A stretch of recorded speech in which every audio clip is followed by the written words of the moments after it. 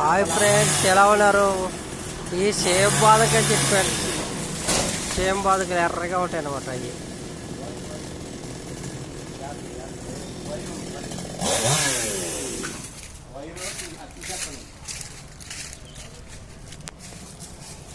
ఈ సేమ్ బాదంకాయలు ఎర్రగా ఉంటాయి అన్నమాట.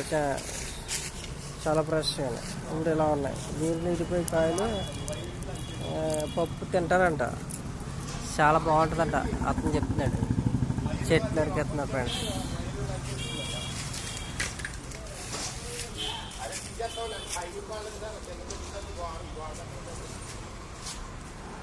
సేమ్ బాదం చెట్టు. ఈ కాయలు ఇలా ఉన్నాయి.